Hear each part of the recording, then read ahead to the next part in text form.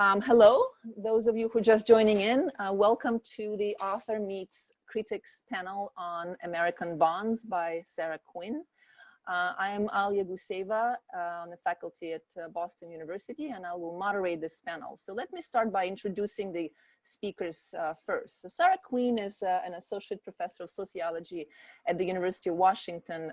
She's a historical, political, and economic sociologist who investigates the intersection of political institutions, market practices, and systems of moralization. Her research was published, among other places, in the American Journal of Sociology and Sociological Theory. Our slate of critics are Alex Preda from King's College London, Benjamin Lemoine from Université Paris Dauphine, and Lena Lavinas from the Federal University of Rio de Janeiro. So before I let the speakers or critics present their thoughts on this wonderful book, let me just take a couple of minutes to speak about something slightly different. So when this panel was initially conceived, the organizers did not know that Sarah's book will go on to win SASE's Best Book Award. Congratulations, Sarah.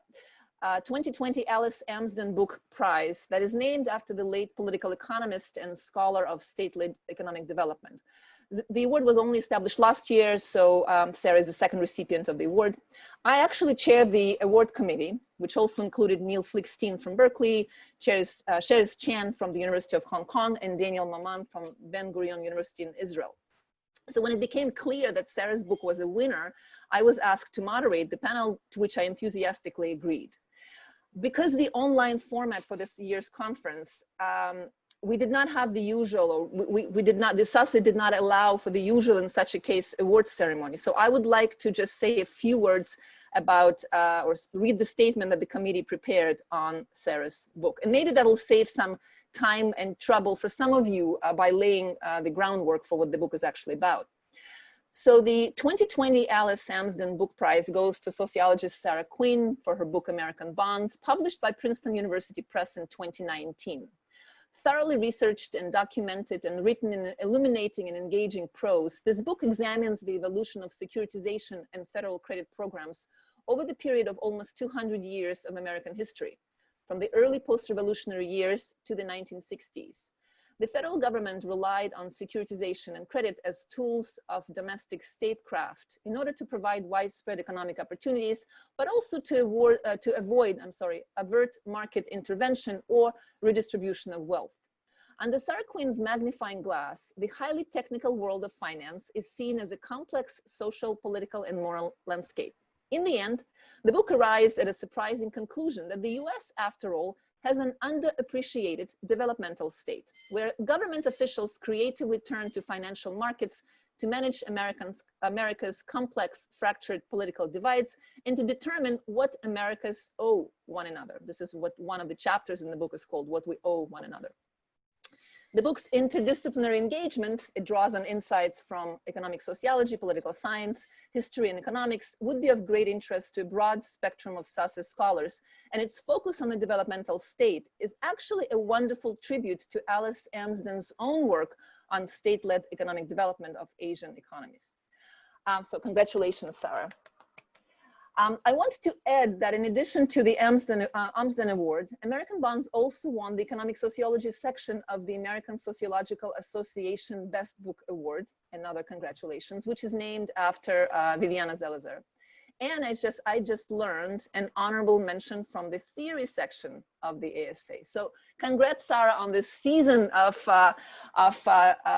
award season for the wonderful book. And I look forward to hearing what the critics will say. So Alex, you're first. Sure, thank you. I'm going to keep an eye on time.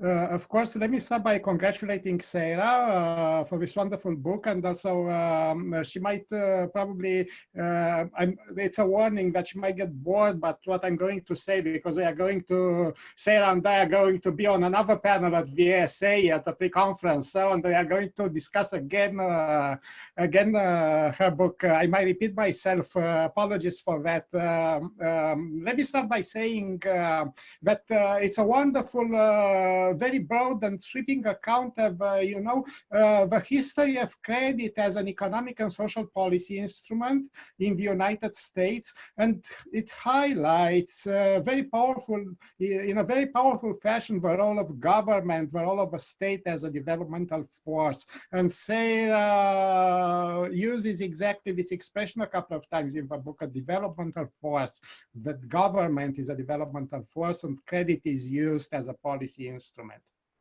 Now, I believe one of the major points she makes is about the economic transformation of a territory through credit. Its governmentality, if I'm allowed to use this Foucauldian expression, through credit. And I was reminded of this while reading the book when she talks about the land sales, the farm credit, the housing credit, and so on and so forth. So the entire territory is actually organized through credit. She has a beautiful counter-narrative in some of the chapters, a counter-narrative to this rhetoric of, the natural abundance of the land. When she describes how much credit is needed by those farmers trying to transform virgin land, which is actually not so abundant at all in the beginning, and how much effort, how much investment this requires. I really like her, her counter-narrative in this respect. And I was reminded at the same time of Chandra Mukherjee's work on state power being expressed actually through the management of space and through the management of land. I was reminded of Chandra's work on the Canal du Midi. I was reminded of her work on the Gardens of Versailles. And while I was reading the book, and I was, at the back of my mind was Chandra's work again, the question arises for me of how different models of institutions of government can emerge as a consequence of different ways of approaching the task of managing space. Credit is one way of managing space, but and we have here governmentality through credit. But there are other ways. And since Sarah mentions that towards the end of her book about a comparative approach, when she reflects in the conclusion about how we think about this role of credit in as an instrument of state policies, and she makes some comparisons with the European Union, for instance. But at the same time, we can reflect upon different ways credit is an instrument of achieving state power, governmentality. There are other ways as well.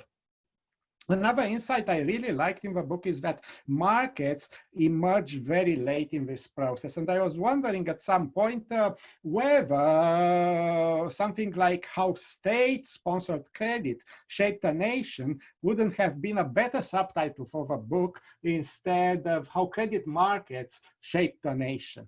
I'm saying this because markets actually emerge relatively late in the process and relatively late in the book. It's about markets. It's about chapter 9 is mostly about markets, but the previous 8 chapters less so. So this state-sponsored credit actually is on the front stage of the analysis in this respect. Now I'm going to try and switch the perspective. And while I was reading the book, I asked myself, fine, we have all this, but let's switch the perspective, because ultimately, if we have credit as an instrument of policy making, this doesn't wipe away the task of attracting capital flows. So the state needs to attract such flows. Where do they come from? Sarah's broaches on the subject in a couple of places in her book. For instance, foreign investments from Europe, mainly from Britain, but not only, when it comes to farm credit, when it comes to railway credit, and so on and so forth. And in chapter 6, which I read particularly carefully, she switched to this sort of, she deals with this sort of investor democracy, so to speak, attracting credit from individual lenders. we have all this story of war bonds and then mortgages, housing bonds, and so on and so forth. And then we have a switch from individual to institutional investors. So from the 1950s, 1960s, in the United States at least, capital flows are increasingly attracted from institutions, not from individuals. The case, at least between the First World War and the late 50s, was that major flows, not exclusively, but major flows of capital were attracted from individuals. And then we switch. I would have loved to hear more about this switch, how it happened, which were the forces,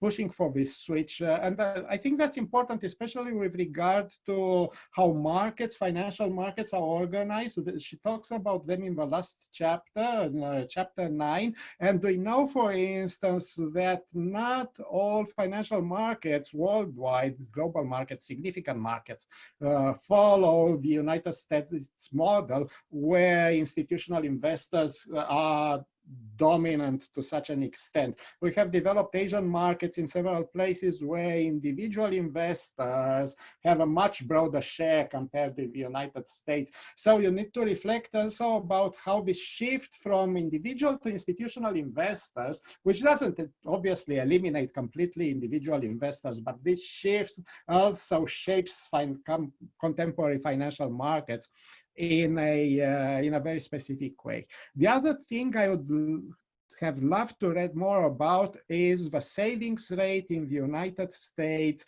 during this period where individual investors are dominant. And I'm saying this because we know, for instance, that at least since the 1970s, the household savings rate in the United States has been declining, and not only in the United States, in other places as well, in the UK as well. And nowadays they compare very badly with household savings rates in a series of East Asian countries. So the point I'm trying to raise here is how we can flip the story from the viewpoint of state-sponsored credit instruments to the perspective of those flows of capitals and holders of capitals, if you want to put it like this, capital which needs to be attracted, captured, and steered into the markets. And that would be a very, I think that this point is worth discussing in more detail, seeing everything through this, at least in chapter 6. Chapter 6 and chapter 7, this transition is important. That's one point. The second point is the link between declining household savings rates and the switching capital flows. And finally, to close my remarks, I think I have a couple of minutes left. I think this story is, as Sarah says in her conclusion, is more actual than ever, especially since we are witnessing these days in the United States, but here as well in the UK, definitely so, state-led efforts to jumpstart the economy again through credit. At least here in the UK, credit has played a prominent role in policy measures in these days. And I'm fully aware of the fact that the book has been published in 2019. That's absolutely clear to me. But I would have loved to see a little more opening at the end where this is going. The role, how do we project the role of credit, as a policy instrument, and especially related to crisis. Because this is how what Sarah deals with in the closing chapter and then in her conclusion. And this being said, let me reiterate that this is a wonderful book. I'm raising a couple of points, not necessarily as a critique of the book itself, but as points worth discussing and worth investigating further in this conversation. Thank you, Alex. Thank you, and thank you. You're even better on time than I limits that I was setting. So it's great. We're going to have more time for discussion. So Benjamin, you're next. Oh, and before Benjamin, you have to unmute yourself. Yes. Please, you can start by putting questions into the chat if something comes up, so that you can sort of put it there, and we will moderate questions from the chat, as well as probably live feed, but this is one way to do it. Please, Benjamin. Thank you very much. First, I would like to join everyone to congratulate Sarah. I think this book is a brilliant analysis that put back in the center of the picture the role of credit in government mechanism and public policies in multiple sectors: school, housing, cotton, agriculture, to evoke them partially. The knowledge produced by this work of historical synthesis is impressive. The empirical alignment of public policy sector produces an undeniable conviction effect. The chronology is extremely fine. At the end of this reading, structured by extremely clear empirical answer and description, a series of sociological enigmas and theoretical discussion can be opened up, some of which I propose to outline here. This discussion represents an opportunity in a way to pose in Sarah's diachronic approach this extremely rich fresco, and to grasp, discuss the structural logics at work, as well as to debate the possible critical normative position sketched out in the book, sometimes in a way subjacent to the cold empirical description.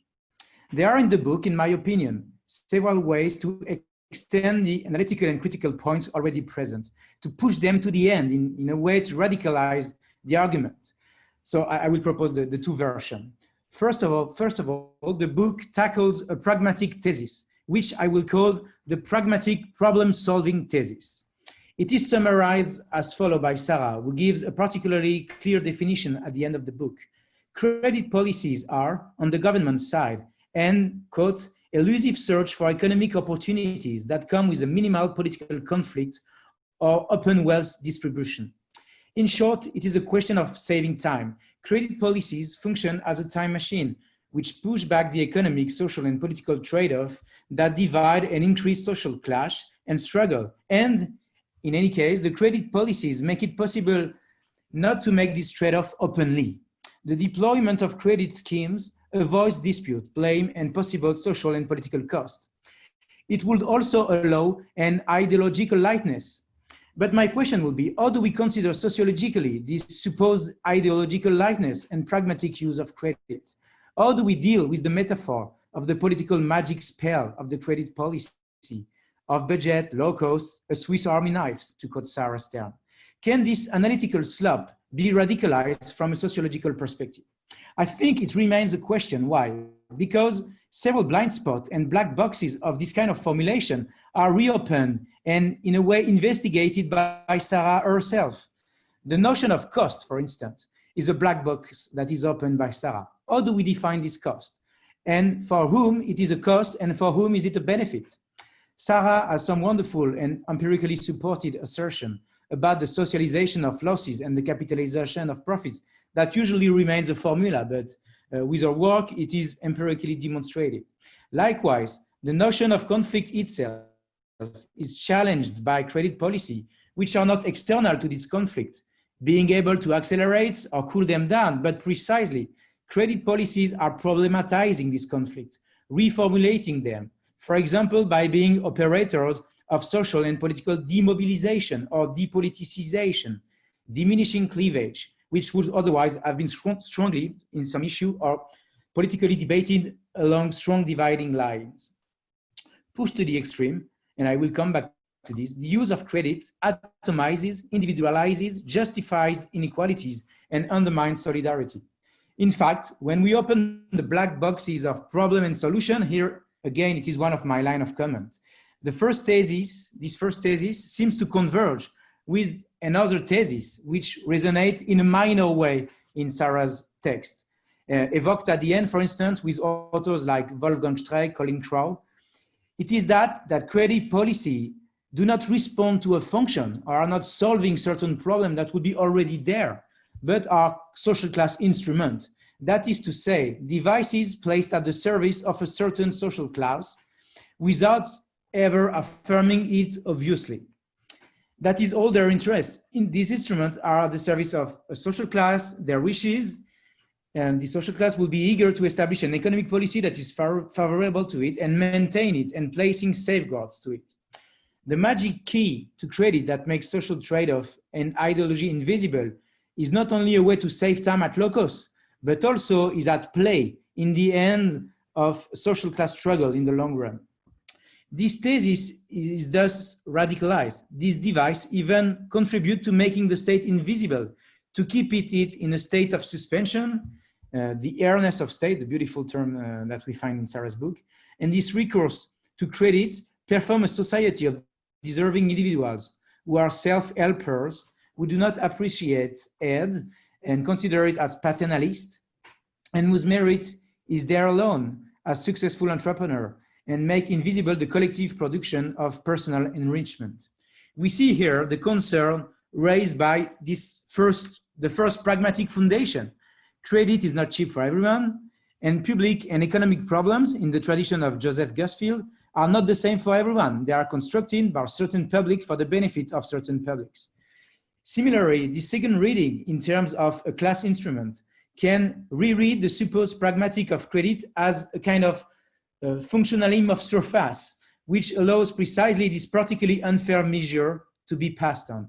The practical aspect of the choice of credit, or even pejorative such term as paternalism, charity, etc., which will be attached to the welfare state, or experienced by the population, can be either considered as socially situated and correspond to the product of material and symbolic criticism of the potential welfare state of the US, imposed by the critique of the dominant classes aspiring to financial capitalism.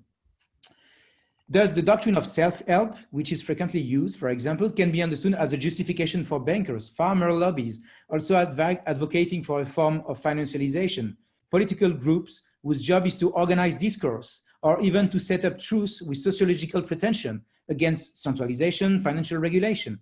What are the Americans? What do they want? And what do they aspire for? In summary, on the one hand, we see the analytical slope that could be called formal constructivism, where there is a form of credit propaganda, a little moral music, a form of justification about the American needs to confront to the values of ownership, independence, and where credit will fit. But is it simply the ideological grease to oil the mechanism of domination by money and finance? I think Sarah's description is much more complicated. But here we see a social criticism can easily operate with this version of the surface of functionalism, denouncing this rhetoric as superficial, as a superficial layers placed on the struggle and hegemony of the interest of the ruling class. And on the other hand, there will be a slope for a more radical, more realistic constructivism. And I think that's the slope that Sarah is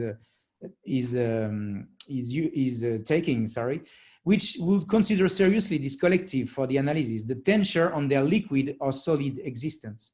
Sarah is working her way through, but it is possible to redo the survey with this question, which are asked systematically: how do these social groups are constructed, and which social group are served by this credit policy? So I would like to ask Sarah what she thinks of the these two possible slopes. Obviously, she can answer both, sir. So I will ask her how she will radicalize her critical or normative stance on these issues. My second point, and I hope I'm not too long, concerns the production of social groups and the way in which the question of the political representation of different social groups is posed as a structural issue in the book.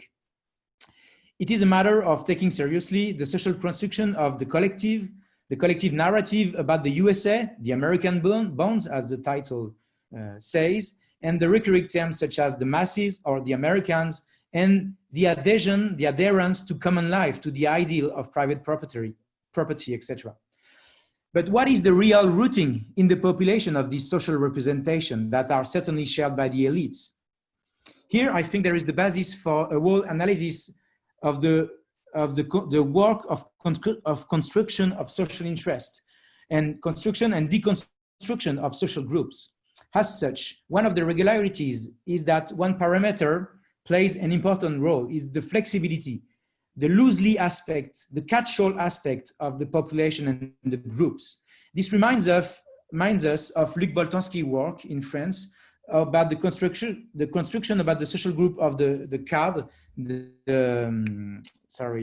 people who work in the office as intermediary office position, who had an explicit ideological and social struggle aim. It was a ternary group who was breaking with the division, the dualistic division between possessing classes and proletarian working class, or between dominant and dominated classes.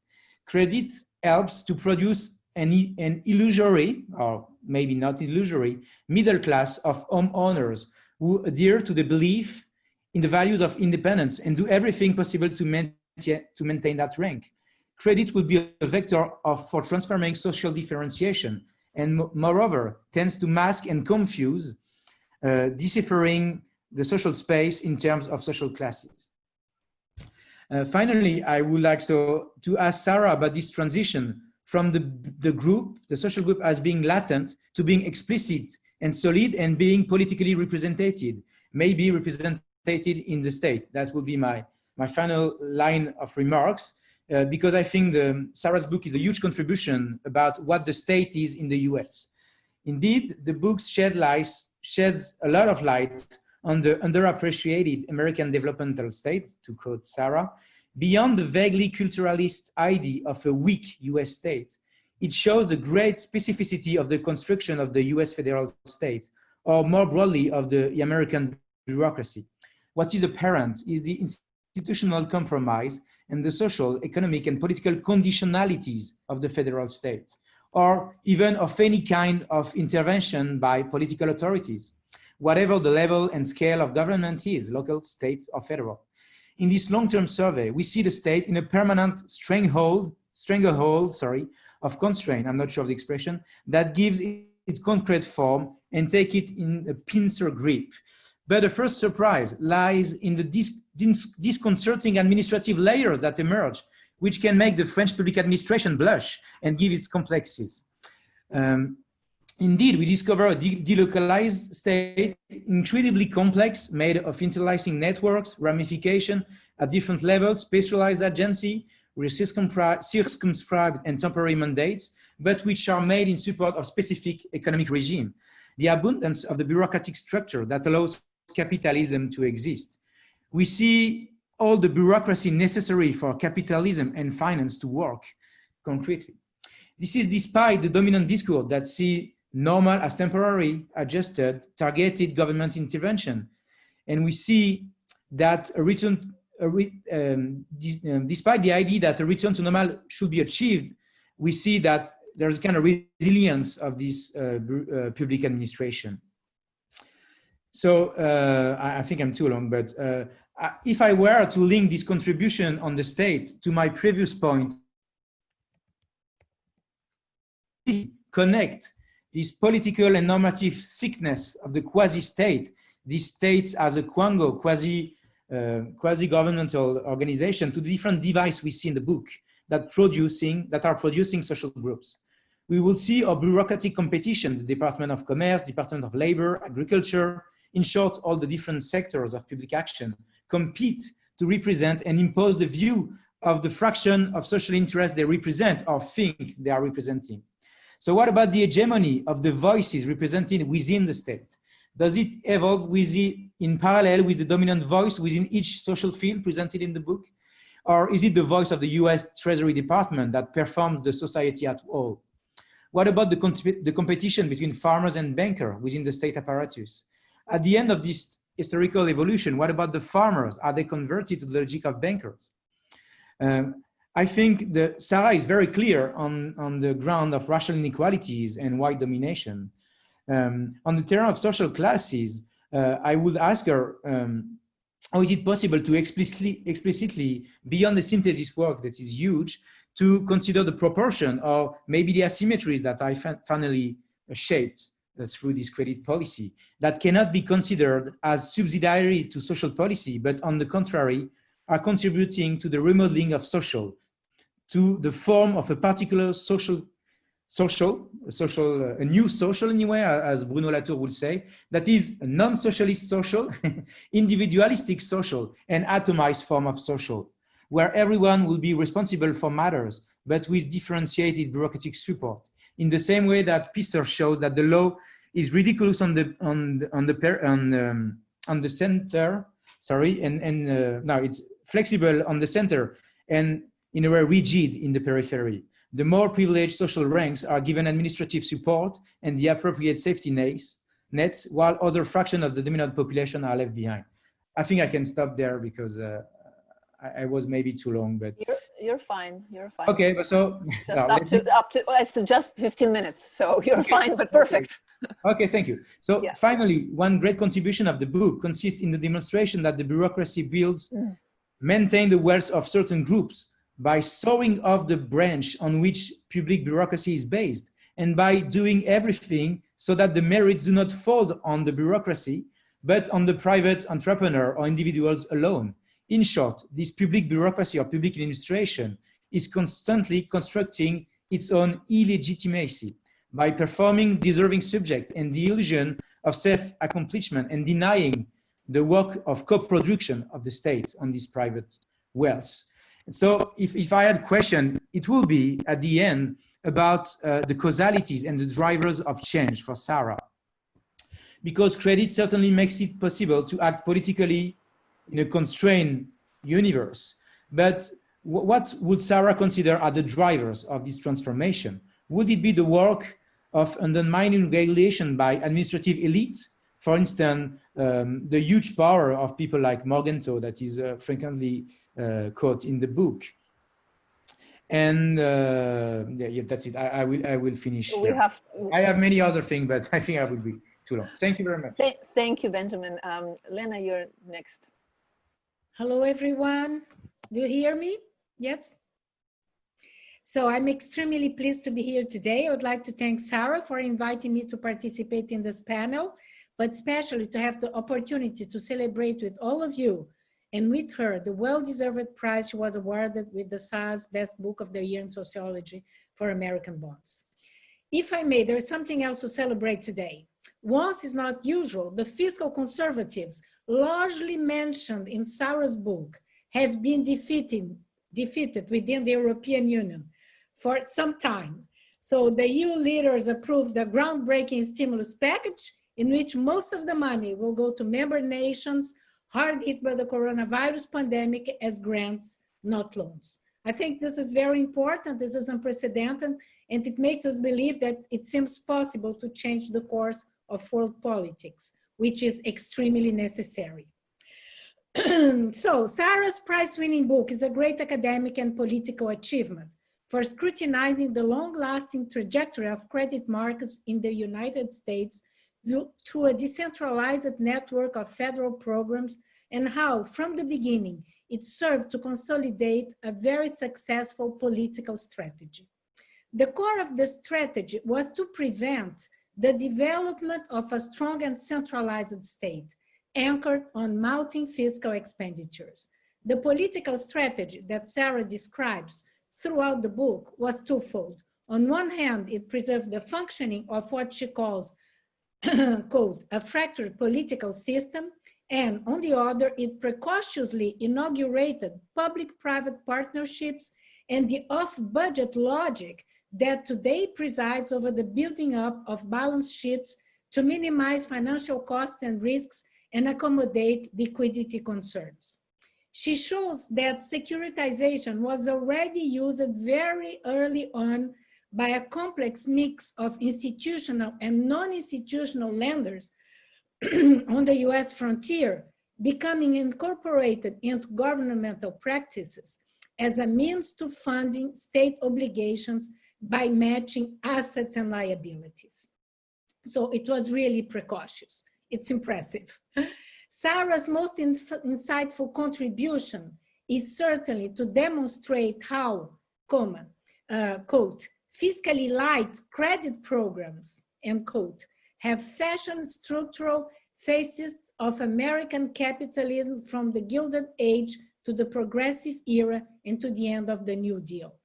In her introduction and last chapter, Sarah dubs the core characteristics of credit allocation in the US since the late 18th century as the lightness of credit, because it was used by government officials, whatever their political aim, as a mechanism to prevent political disputes and circumvent redistribution. Paraphrasing Czech writer Milan Kundera, Sarah could have titled her book, The Unbearable Lightness of Credit, given that, like in Kundera's novel, the intention is to eliminate burden, achieving the complete absence of burden, this time on fiscal resources. Sarah's book is instigating, builds solid as her line of reasoning aligns all the chapters. The archival research is rigorous and presented to the reader in a lively way with several quotations and data that configure the deep-rooting and broad scale of the process she describes. American Bonds is extremely didactic and edifying as it goes through the development of mortgage markets, making it easy for non-specialists to grasp the intricacies of a jargon that is often a barrier to understanding crucial phenomena of current times. American Bonds stitches together arguments to give meaning and consistency to what looks like a puzzle. At the same time as it untangles knots and unleashes interpretations, it raises questions. I'm in the habit of noting down doubts and making comments in the margins of the pages throughout my reading. This time, the dialogue that Sarah Quinn established with the reader has practically made me write a small book of notes whose limited time here today does not allow me to unpack. I will limit my comments to 2 points and also make a comment on Sarah understanding that credit programs can replace social policies because in theory, she asserts, and I quote, credit programs do many of the things that welfare programs do, end of quote. If the interest payment is what discriminates against each other, then the statement sounds questionable. So let me first disagree with the analogy Sarah draws. In my opinion, and from all that I learned from her, credit has been mainly used in the US as a tool to enhance private ownership and expand financial markets, interest-bearing capital, and other forms of fictitious capital, always embedded in systems of property ownership. Welfare states, in contrast, in their long period of maturation, have relied on social property, and they still do, despite the unending neoliberal reforms whose objective is to dismantle the very essence of what social property is. This is not a minor distinction. Property ownership has crystallized in the United States as wealth, not as welfare. It's oriented towards asset accumulation. When the frontier was expanded, more credit was supplied in order to make the land more productive and therefore more valuable. The mortgage bond market stimulated the mindset of individual investors before a new push for a wide array of credit programs reinforced this asset logic anew, as Sarah shows. Social ownership, conversely, comes to replace assets, which have always been the dominant class's trump card to ensure security and guarantee upward social mobility. Social ownership offers security and emancipation from the market through a set of laws on labor and other social contingencies, making it so that protection is no longer conditional on one's being an owner. Social ownership through a system of legal guarantees makes it possible to enjoy protection in the private sphere thanks to an inalienable right, which is itself not a good, but thus cannot be sold. When individuals without property in wage societies acquire rights by virtue of participating in a collective that gives them an identity and protects them, they gain a social existence that gives them independence, a relative independence from the market. This social existence rests on a variety of state intervention, labor laws, policies that protect against risks and tend to equalize patterns of social reproduction. Of course, this paradigm is changing now under the age of financialization, but historically and conceptually, social policy is primarily decommodification at the opposite end of credit markets that suppose the systematic extraction of profits from money lending, from trading in financial assets, from trading in real assets such as housing and land. To wrap up, I would like to raise two quick questions. The first one has to do with Sarah's method to lay out her argument.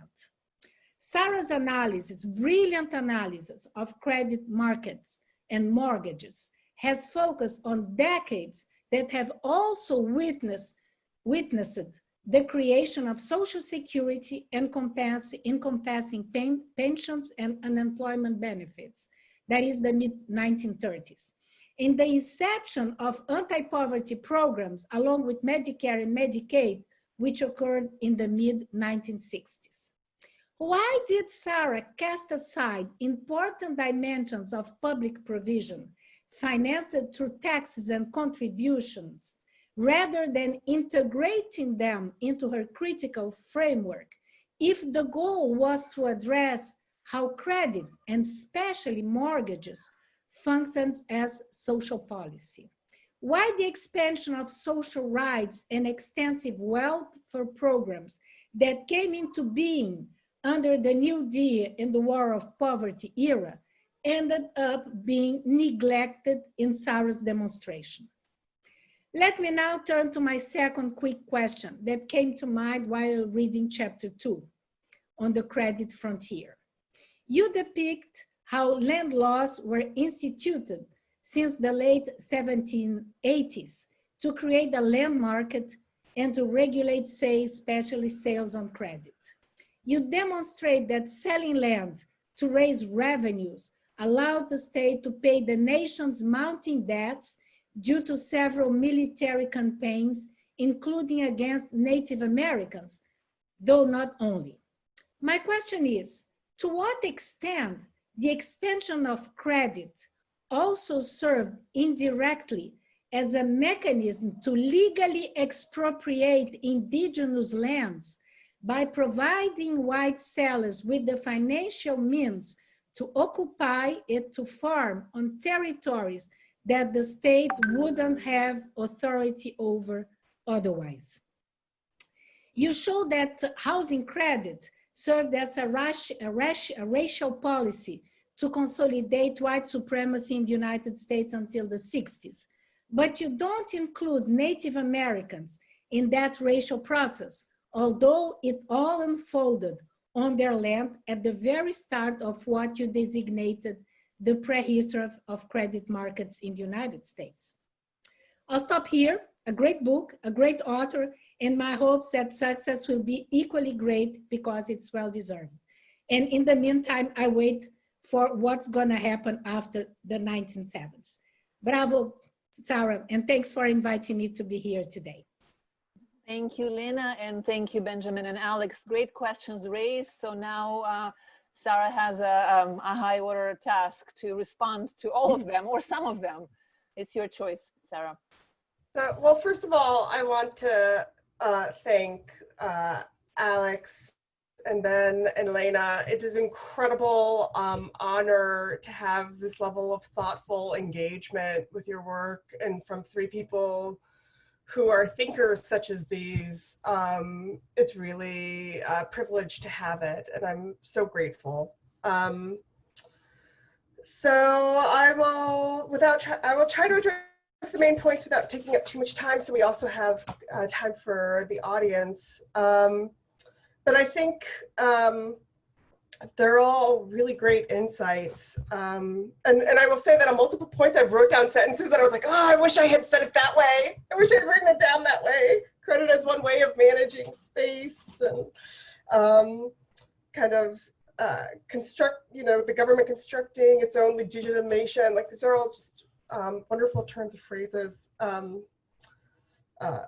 They make it very clear that the work of kind of clarify the thoughts kind of lives on longer than the book itself, or the writing of it itself. So, one thing where I want to start with Alex is, I actually, for almost up until the very end, the subheading of the book was called American Bonds, A Prehistory of a Crisis. Kind of imagine, both to kind of signal that I was trying to the deep history, kind of before the financial turn of the events that lead up to 2008, and maybe the kind of, and predicting that there was going to be more these dynamics because they were continuing, means that we should expect more crises to come and this kind of cycle to continue turning. And the publisher wanted me to kind of change the book the subtitle to talk about it this broader way. And if I had heard your subtitle at the time, I probably would have gone with it. I like it better. I was always like, oh, it's a little too, I always worried that it was a little too broad. So your point is well taken, that a lot of time, that it really is, this is a story about the state and kind of so many of the things that, I was following these like particular technologies of statecraft, of kind of credit allocation, of securitization back in time, and that's what organized everything, and that's has a lot to do with what ends up being featured in the book and the parts that are relatively less developed. So I think it's an actual great point. That's really where the kind of thrust of the story is. And in the same way, I think because I've often taken the perspective of those who govern and those who are trying to link these credit markets is why I haven't said, I didn't say enough about kind of like changes in the savings rates and in the context. It often comes in terms of these kind of pragmatic issues, so that so much of the story is this kind of demand for credit that's constantly needed in a political economy that's running on land, running on property ownership very early on, and trying to figure out ways to kind of link that demand with these like different ways, these different markets, kind of pools of capital, so that like once we have pensions and they become incredibly important, the fact that those pensions aren't investing in mortgages become a massive, massive problem that securitization starts to develop in response to, where they have to kind of link up these markets in different ways. And early experiments with securitization are about kind of figuring out ways to kind of create these linkages in a context where you have a government supporting property ownership, but unwilling until the 20th century to support kind of a more systematic way of moving credit around. Mm-hmm. So that question of that kind of savings rate, I tend to take a less kind of macro look, and it comes in the background, but is not a main part of the story. And I think it's a function of the kind of perspective I took going in, but a more elaborated discussion of it, I think would kind of enrich the story and help kind of explain what was going on, as the kind of, especially comes in at the end of the story when you start to get these like giant pools of money. And maybe kind of what would mean talking a little bit more earlier on about kind of the rise of a middle class and kind of different kinds of disposable income and how that transition sets up the possibility for bond drives. Mm-hmm. And this might link a little bit to kind of some of where Ben ends up going with it, which is, it is in the kind of construction, the market is playing a role in telling people and helping people to understand themselves as investors, not just that they have money, but that their role is, once they have this kind of money, to invest it in these like certain ways and to understand themselves as these financial people. And that it kind of constructs this whole identity of the self through that.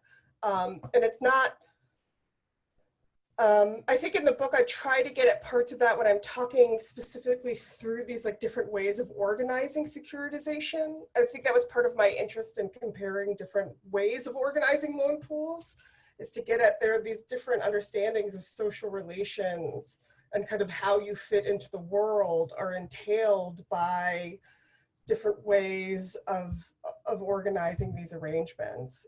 So I think I tried to kind of do that work in a kind of previous chapter through the comparison of different loan pools that, you know, I think I was more explicitly grappling with that when I was thinking of how farmers in the West decided to set up pools in ways that shared their own risks among each other as part of a community, and could imagine ways of doing these kinds of financial instruments that were kind of a more explicitly liberatory way of organizing finance, as opposed, and this was happening in the South, as opposed to farmers in the West, where it was really kind of much more this laissez-faire, you're on your own way of doing it. So I think that's where I was grappling with it. It kind of, I think you're right that it is less clear when we get to the kind of later chapters how that matters. Okay. Then Benjamin, I love the effort to radicalize the argument. I think I became more radicalized as I was writing the book. I know I became more radicalized as I was writing the book.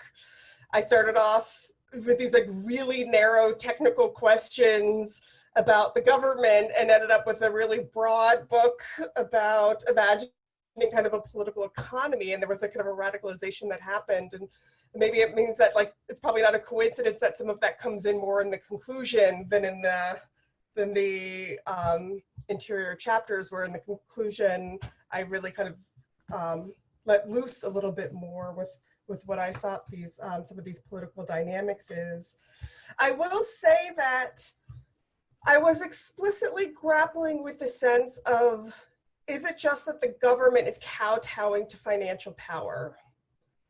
And I did want to kind of always introduce a more complex argument, in part because we see, not because financial power doesn't matter, but because when finance makes its biggest pushes through, when we see like these huge expansions of the credit state in the New Deal or under Johnson, it's because the political institutions are creating these points where the government starts actively seeking it out. And that there's that the structure of American politics, American political institution itself kind of completely weighs the thumb on the scale towards it, so that the government has all these reasons to start to seek it out and form these alliances. And then once, as that happens, it becomes a self-perpetuating process. It becomes, I mean, I think as we see it, especially in housing, that it becomes a total hegemonic relationship, where then you have financial elites at the table.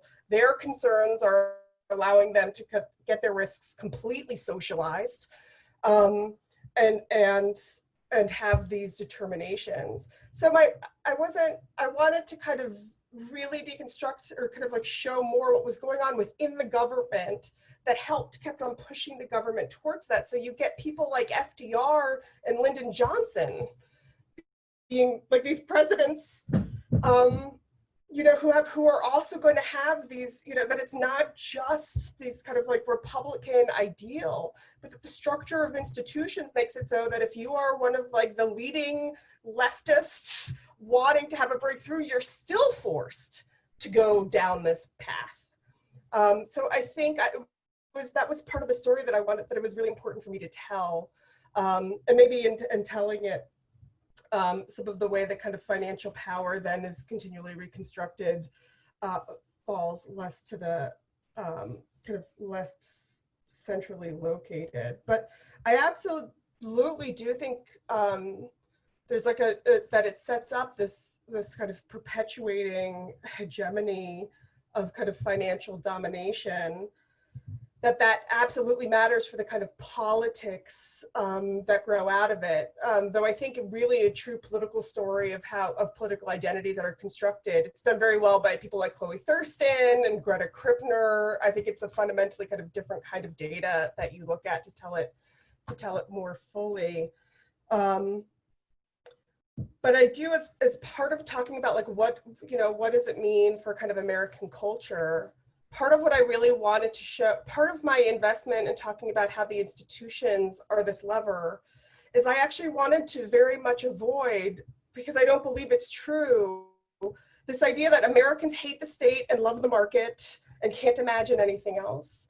That in fact, my reading of US history and the US history of credit is of a constant battle where there was many people, and often the majority, wanting something different and not being able to get it. And this becomes the kind of compromise that is forced.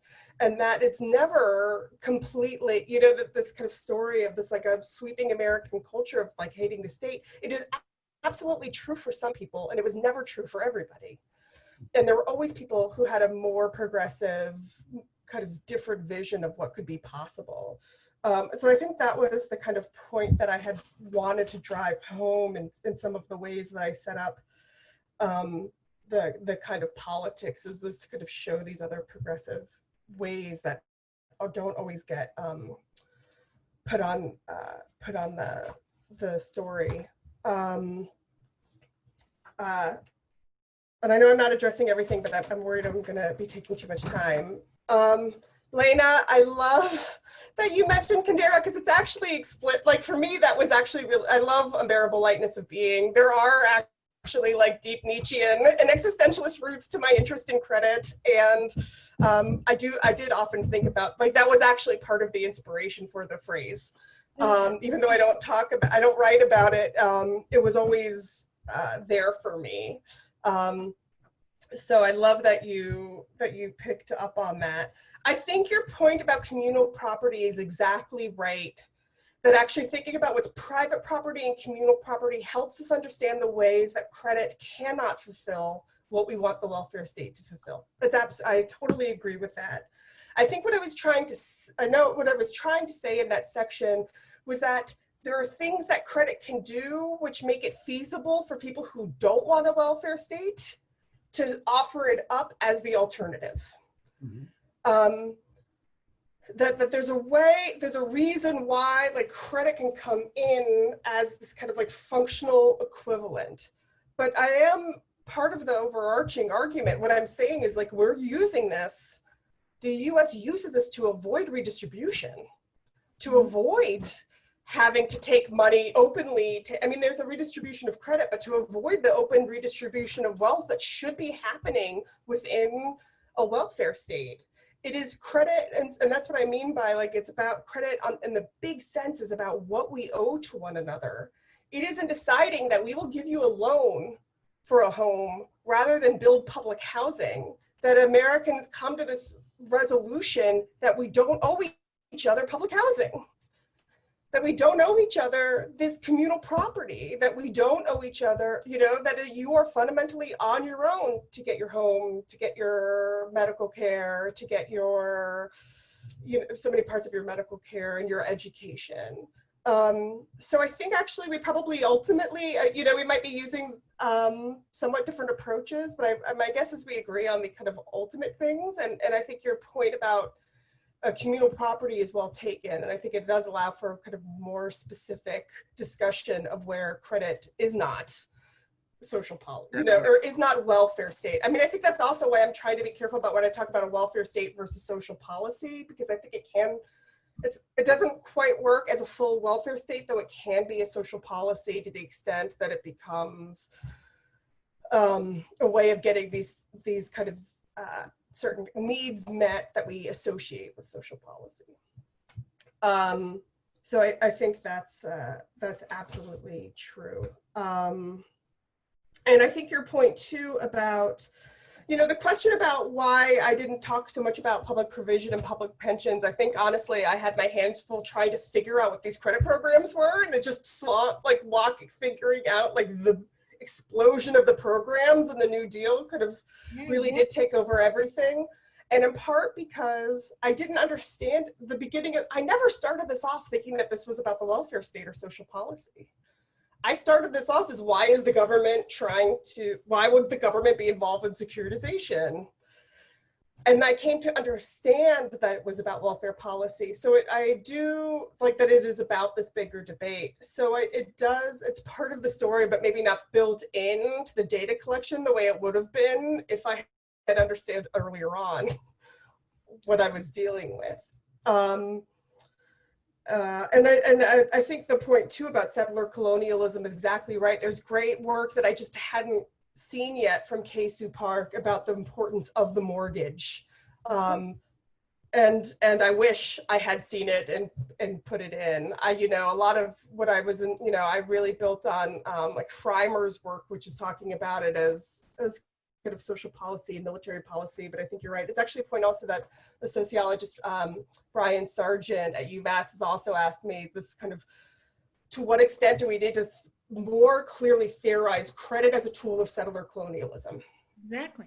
Yeah, and I do think that's an area for further development. All these comments, I'm sorry, I'm gonna stop there, even though I might have not satisfactorily answered everything, but I find all these comments incredibly helpful to think with and really well taken. So thank you. Thank you, Sarah. It's impossible to answer all the questions. And I think in a lot of cases, these questions just raise completely new conversations that are much larger than this panel can accommodate. I'm a big fan of your earlier work on morality in secondary markets. And this last chapter about what we owe one another, something you were just speaking to, is particularly interesting to me, in terms of the lessons learned or the policies, particularly in light of growing inequality, socioeconomic inequality and racial inequality, and the calls to do something differently. And it seems like maybe, like you mentioned, we have gone down the same path. And one of my thoughts, are we conditioned to always go down the same path, or is there a way to kind of break through the mold and do something differently? But I don't want you to respond to this. I want to open it up to the audience. So yeah. I don't see any questions in the chat, but I do think there are probably some hands. So if you can raise your virtual hands, we can actually start by fielding some questions. Well, Alya, I might answer your question while people raise their hands. Okay, all right. Which is, I actually, in the end, after all of this, when I came to the question of how would we break this cycle? I mean, one of the things I started caring a lot about, we need to get rid of in the US, get rid of the filibuster. We need to, if we don't deal with some of these veto points, we have left it so that very conservative people can consistently stop other things from going forward. So these questions of political reform actually then become a very important part of dealing with this kind of financial dynamics. And then there's the question of, and I think this also gets to a point about radicalization that Benjamin was making, of social movements. Mm-hmm. It's incredible to see what's happened with student debt relief. Right. And the organizing people are doing around fines and fees. One of the reasons I focused so much on the 19th century was to show there's nothing inevitable about credit not being controversial. For much of US history, the idea of credit provision is completely polarizing. It's a politically hot button issue. The Jacksonians are completely able to stop this policy from developing as a social movement. It emerges at a certain moment that we start to think of credit as self-help and non-controversial. It was a social accomplishment. And if it's a social accomplishment, that means it can be changed. And that means that under other political conditions, we can have something very different occur. So I don't want to ever say that this setup we have now, I think that our institutions create incentives for this to happen that are very deeply structurally rooted, that tend to reproduce themselves. And it is not inevitable. Those institutions can be changed, and social organizing can change the politics of what these things can be. But while we're going down this path, or being tempted to go down this path, we also self-perpetuate the myth of American sort of liberal state, which, Yeah. you know, like I teach and study health policy, and sort of the debates around the Affordable Care Act always sort of boils down to, no, we don't want, you know, great intervention by the state in managing our health and regulating medical markets, despite all the evidence from, let's say, European countries that that's the only way to go, because otherwise we have, you know, what we have, which is completely unwieldy. But this myth seems to be very, very sticky in that respect, which is also. And we can, and one of the things I hope for the book is that it helps us to like take on this myth, so that when people say that, we can say, no, that's not true. It's never been true. There's no point in US history where that's actually been true. And then it sort of becomes the question, well, how do we demystify that myth? Yeah. Because I think it is very, very, very strongly held and kind of repeated, you know, in a variety of formats. And that's damaging in itself, of course, because what's going on is taken as something else entirely. And you know, there's another sort of set of questions and policies about how to demystify this openly by just sharing this sort of very impressive history by saying, no, look at this, you know, the government has been very directly involved, without appearing it to be so, in managing all kinds of things that we take to be kind of presented to us by the market and market alone. Yeah. I think this is an important point from Monica Prasad's work too. Like, there are times when the US was much more US regulation of finance was much more extensive through the post-war period. It was a different arrangement, but this idea that there's kind of no government, or that it's only that Americans have never liked the state, or never wanted to do more, or never been willing to be kind of much more progressive in their relations. That's all. It's a much more complicated story about how it hasn't happened in the US. That's right. Yeah. Okay, do we have any hands? Anybody wants to ask any of the critics or Sarah about anything that's been said?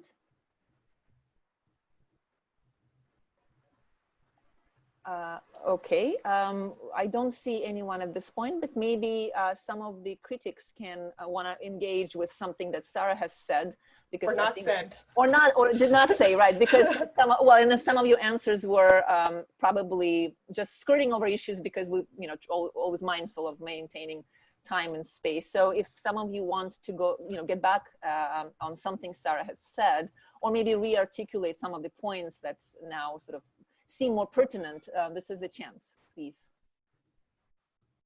Lena. Mm-hmm.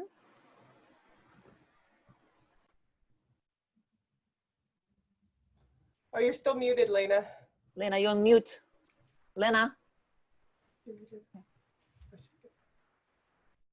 She's looking, yeah.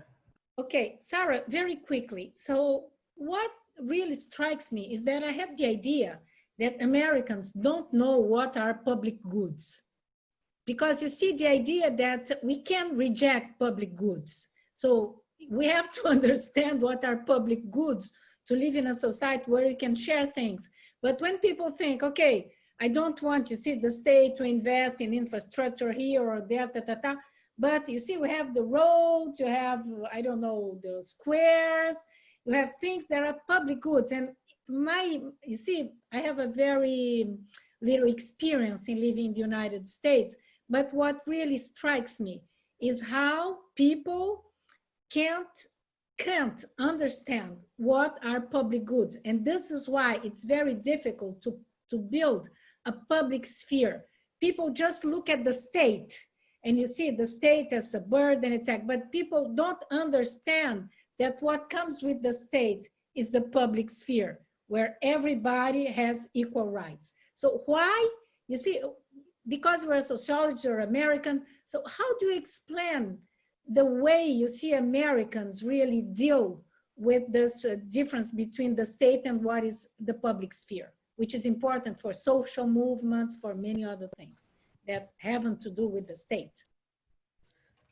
I think of it, that's a great question. I think of it in two ways. First of all, my mind immediately goes to the question of internal improvements. I'm going to like back to this Jacksonian era, where there's like one scholar who said, so this moment where that people understand that that the government will have to be involved in pulling in resources and credit to have the capital to build railroads and canals and steamboats and drain wetlands to kind of further develop the West.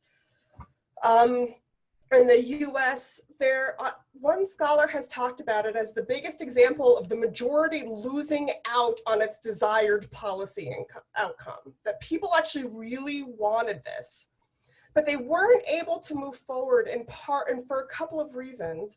One, because because of the political fractures and the lack of centralization. Somebody could always say, people weren't necessarily against the idea of development, but they would say, like, why you and not me?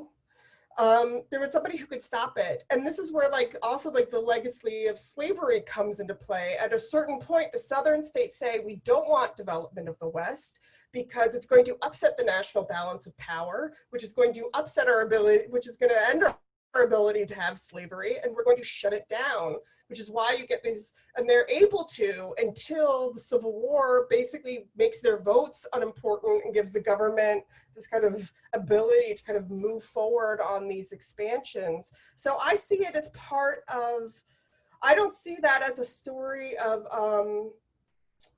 kind of Americans not being able to envision public goods, but of some Americans being able to, and other Americans using institutions to thwart it. And that in fact, many people really did want to. So I kind of see it, and to the extent that we have a historical legacy of then an underdeveloped, of maybe a relatively underdeveloped understanding as across the nation on an aggregate level, I see it as a consequence of these kinds of battles, not necessarily as an original cause. The other thing I look at, and this is part of what my research is now today, like the question that I come out of this project with is like, what is a government? How do people understand what it is? And how do people understand who should get credit for what?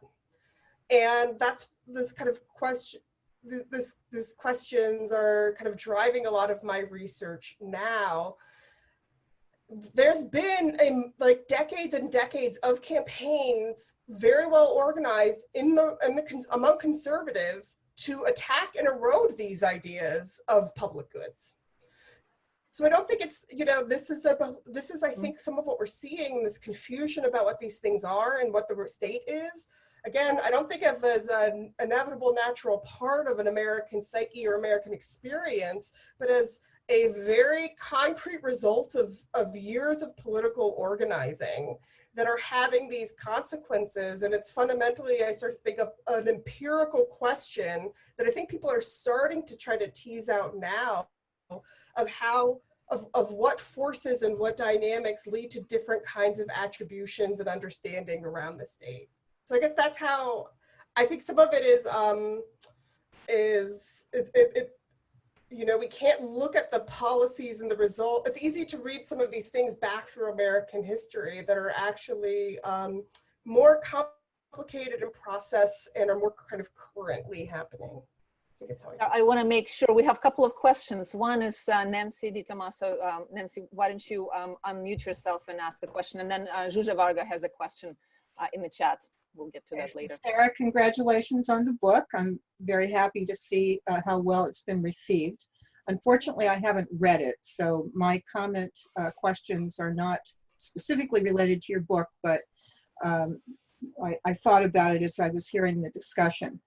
I was very taken with the piece that Matthew Desmond did in the 1619 Project, where he argued that the first use of mortgages in the United States was not to buy houses, but to buy slaves.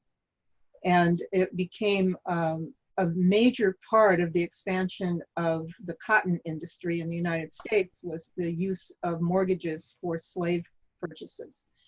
And his discussion of that also highlighted the extent to which over credit, getting too much credit, led to financial collapse and crises, particularly 1873 and times earlier than that. And then thinking about that particular insight, which I was not aware of, I've been reading a lot on the history of slavery recently and slave-like conditions, and didn't realize the extent to which people borrowing from others and then not able to pay actually led them into slavery. So we had slave bondage and debt bondage leading to slave-like conditions even when we didn't have formal slavery. So there's certainly a major aspect of US history where there is a fear of credit because of the inability to pay, and what that would do in terms of the political volatility in the society, as well as what it might do to the individuals. So I just wanted to raise those issues and ask if you had any observations or had thought about those kinds of issues when you were writing this book. Great question. Those are great questions. Alya, do you want me to take both questions? And then yeah, you can. Did you see the question in the chat? I can open it up. Maybe. So maybe all right, maybe I'll start with Nancy's, and then I'll start with Nancy's. Yeah, okay. So Nancy, I thought about both of those things. The instability is a really important point. The issue, one of the things I argue is that the issue is not that, and especially in the 19th century, it's not that credit never moves across the country. It's that it floods and then recedes in these very destabilizing ways. So, so all of the business cycles, like what often are talked about as business cycles, and what gets studied by Kuznets is, we're always also stories of housing speculation and credit booms and busts.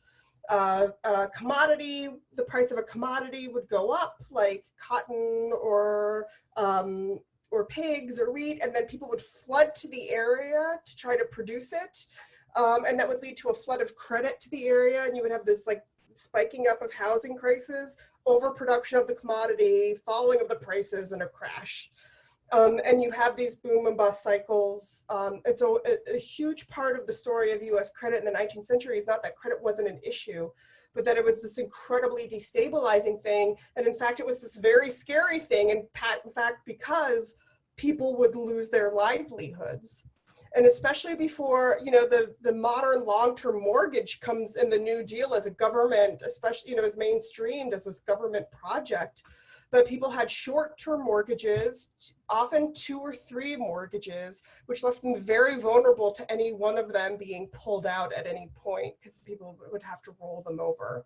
So the story of the 19th century is the story of like this endemic instability where this like this like Jacksonian kind of spirit of like suspicion about the government and suspicion about government specifically being involved in credit is the thing that stops the national level solution. And credit needs at that point a national level solution because what we're talking about is moving things between states. So what you end up having is this really patchwork system, and this is going to kind of go to the question of slavery. You get this patchwork system with local states acting as little developmental banks, sometimes really trying to attract credit, sometimes really clamping down on the credit markets because because they're afraid of the ways it can be destabilized and the ways that people have been exploited and hurt by it. And this is absolutely a part of the story of slavery. So the first kind of Baptiste, I kind of draw from work by Edward Baptiste and by Bonnie Martin about the kind of the first examples, some of the first examples of securitization you get in the US in the 1830s is in southern property banks that are trying to attract capital for cotton and sugar, that are issuing bonds based on pools of mortgages of land and slaves, with human beings as collateral, which in many ways was a preferred form of collateral because you could send a person off.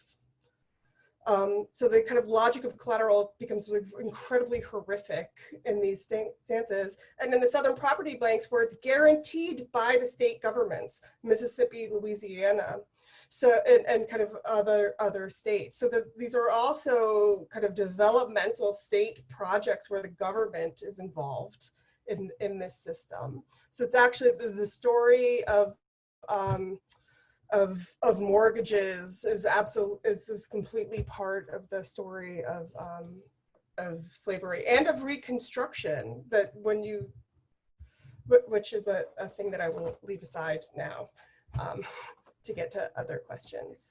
So we have 3 questions from Zsuzsa. I think she has a bad connection, so I will read them for everyone. So the first part is in what sense is your story American?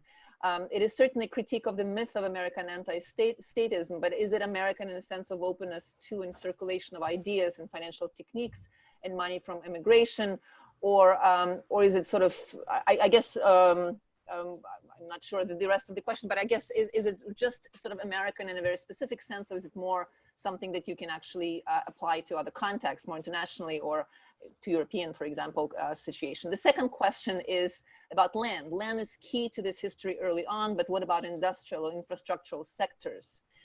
Specifically the Gilded Age period, like, is the securitization story completely separate from the large industrial corporations, the Boston Brahmins, and the kind of westward expansion? And the third one is more about SASE and what other people are doing here. So in other panels at SASE, there's a lot of discussion on financialization of welfare and social policy, like microcredit, educational loans, and the complementarity or substitution between credit and welfare. What would you say to them? Are they looking at the right thing? Oh, those are great questions. The book is a fundamentally American story in that it's a case study of the United States. And I tried to be very careful about the kinds of claims I can make that would demand an international comparison in order to make them properly. I try to kind of address some of the issues of American exceptionalism, but I try to do so carefully and respectfully of the data that I have and the data that I don't have. So I'm kind of, what I'm trying to evoke in the title is that when we're talking about credit, we're talking about these big questions again of like what we owe each other on a kind of a big moral sense of how we're resolving what members of a nation decide that they are on the hook for or not on the hook for when it comes to other people and what we can provide and what we can't. That's what I'm trying to evoke. But I do think lessons for this there's evidence that the United States is an extreme version of, and an early kind of, as Lena said, a precocious version of what we're seeing all over the place. That this model has gone international. I was at a great talk this morning, actually. Asa Marin was talking about the use of social impact bonds in Israel.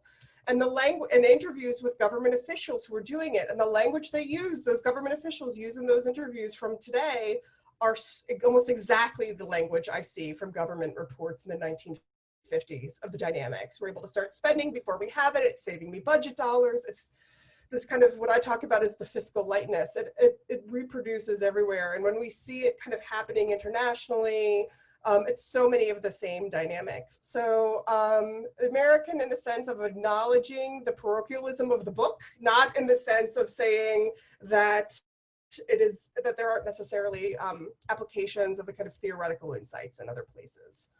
Though I try to be careful about doing them. The question of industry, so it's absolutely a part of the story. One of the ways I think about it is when you follow kind of the securitization back through time, as I did, it takes you actually to all these other markets. I kind of return to housing as this main question because it's such a big sector, but I do get into these other industries. And the story of securitization and the Gilded Age is a story of commercial lending.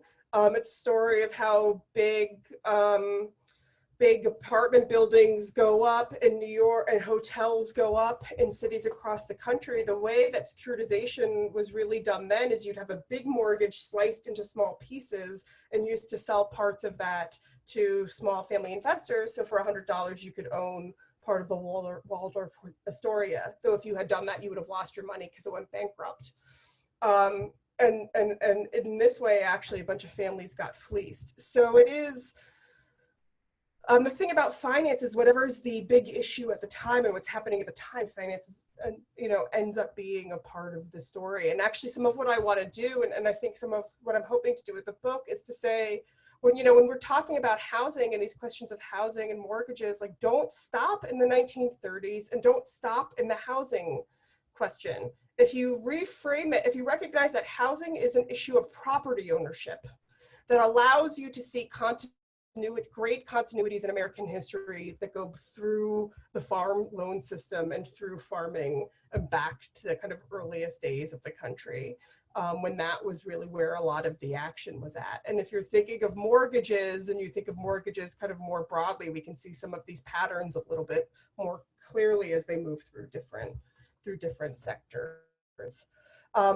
And in terms of the other panels, there have been, the panels that I've gone to, there have been these great conversations about credit and welfare. And I do think actually that most people are looking at the right things. I mean, there are things that I would say that that I obviously have my perspective on, and that, ways that I would interpret it. But I think this is a really exciting time to be looking at credit as a tool of statecraft and credit and comparative political economy.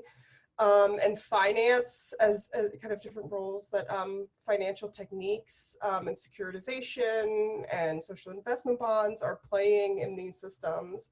I guess what I would say is from the panels I've been going to has actually been really exciting and inspiring. I don't look across and see a bunch of problems. I look across and am really energized, very energized about what the discussion's happening. Great. I have a hand. I think Martha. Martha, did you mean to ask a question? Martha Zuber? You put a hand up and then it disappeared. I'm not sure. Alya, this is Pat. She's typing up the question. Oh, okay. All right. Maybe I can give a couple of minutes to Alex or Ben if you want to respond to anything that's been said. Because we started sort of going back to the critics, but then we went to the audience questions. So if you have any insights that I'm sure you've generated many. If you want to pick one and share with us, would be fantastic. Alex. I would love to. On the one hand, I'm a little reluctant because I'm going to have another conversation with Sarah in a couple of days, so I don't want to take too much space. So maybe Benjamin would like to say something now, because I had the other opportunity of of continuing our conversation. Okay, all right, Ben, it's your floor then. Yes, thank you very much. Yeah. Maybe the question will be to ask to Sarah, what about explicitly your critical stance on this story, because in a way to answer to Jujana, I will be very critical on, as Lena was, by considering the analogy between social policy and this financial policy. And to me, like the pragmatic thesis I was exposing to you, could be really the object of political critique in a way, and that it is not ideologically light, etc., etc. So what is your critical stance, finally, on all these? Let's say if you have to write a political position on the possible substitution of credit policy for social policy, what would you say? Oh, okay, yeah. I see what you're saying. We should avoid. And on the ideological composition of all this history. Yeah. In under 1 minute, because there's a quick question from Martha too. Sarah. Yeah. And I see Lena's hand up. Yeah. Okay, do you think that Biden, do you think that there is a real difference between mainstream Democrats and Republicans with respect to this fiscal conservatism? Do you really think that there is a big difference between them? Because I don't think it is. This is. I want to be clear. Ideological lightness, there is, like, I see often, I'm trying to say something very specific with it, which is an argument about polyvocality, which is that it allows people to speak out of both sides of their mouths, and it allows politicians to avoid precision and to talk to different groups. So not in the sense that it is necessarily always hidden, but that it actually can like flood the space with meaning, and people can plausibly make completely contradictory claims And that actually becomes politically very useful when it comes to managing divides. In terms of my politics, I mean, I actually think I've like another paper where what I want is a kind of a much more democratic financial system. I want a shrinking of what we use finance for, and I want within finance a reorganization of the rules that allow kind of for extra exploitation. I want finance to do less, and then I want the rules of finance to be more just. And I want the whole thing to be much more democratically accountable for. So that's in the book, but I do think it is important to take seriously that there is a temptation to say, if we just explain this right to people, everybody will understand what the government does and everybody will get on board, we'll have this better system. And it's not necessarily, there's a lot of assumptions built into that. And it's not clear to me that there are a lot of people who, when they find out what the government's doing, sign of things being worse. And it's not necessarily clear that if we didn't have this mechanism, we would have had a better system versus something even worse or none. That is what we don't know. Like those are the things that worry me about my approach is, so if we don't have credit, then are we left with nothing? So if we don't have a system for school loans, do we end up with a system where we have grants for public education and a viably funded public education, college education system? Or do we end up with even less than what we have now? I'm not sure that we end up with something better. I don't think this is good, but I also want to be careful about assuming that if we take this away, we end up with some kind of better alternative. I think there's not a big difference between Biden and mainstream Republicans of a lot of times, though I think the mainstream Republican Party is actually now a far right party, and there then becomes a real difference. That's my short answer to Lena. So, Lena, there's an answer to your question specifically from Nancy in the chat, but I want to draw attention. We're basically our 2 minutes being already using credit, but I think we can stay maybe another 5 minutes or so. So there are two questions, actually, the same questions from Nina and Martha Zuber. What is your next book going to be about? Are you going to stay with the same topic? You're going to venture out? So tell us. I am taking a break from book writing. I don't mean next year. I mean like, I have a few projects. I'm going to be probably still working on this credit, some of these credit themes through articles over a period of time. And I have a lot of ideas that I'm still kind of figuring out which ones. I'm really interested in the role of warfare and political. It's a kind of a theme that emerged in small bits during the book, but that I don't really flesh out, which is that we have these massive expansion of credit programs at times of war, World War I, World War II, and also the Cold War is incredibly important. So where do we get school loans? So I'm really interested in this kind of warfare state, credit state relationship, which I don't think is adequately filled out in the book and which I'm curious about. But the other main line of work that I'm doing has been with another sociologist, Damon Merrill, which is this question of what is the state? How do people understand it? And how do people adjudicate what government gets credit for? So it's kind of an extension of this project, which is how can it be that we have a government doing so much and we have such profound confusion about it? What are the social processes that help us understand how that can possibly be so? And right now we're doing a lot of kind of theoretical work.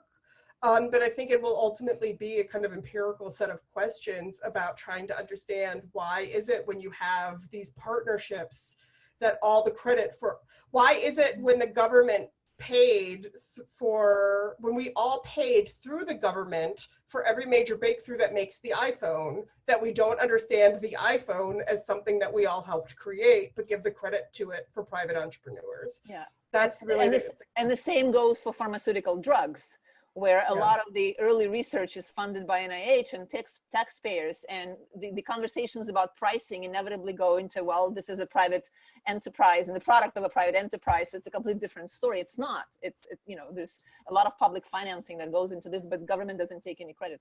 Yeah, like how do we even make sense of it? Yeah, that's the thing that's obsessing me right now. Great. I think that we are 5 minutes over time. I think in my line of work, we can stop now. I never stop on time anyways, always keep my students later. So thank you so much. I think this was a wonderful panel. It was sort of a panel / a celebration for the wonderful many years in the making, I understand, a book that sort of came about and been seen and been awarded, rightfully so. I only hope that more people that were present at the panel that have not read the book will buy the book, will read the book, will talk about the book, will teach the book. So that's how books live, when people keep talking about them and keep teaching them. So congratulations again, Sarah, and thank you to Lena, Alex, and Ben for your wonderful, insightful comments. I was jolting some notes in the process as well. So thank you to the panelists. Thank you to everybody who showed up. Thank you, Sarah. Thank you so much.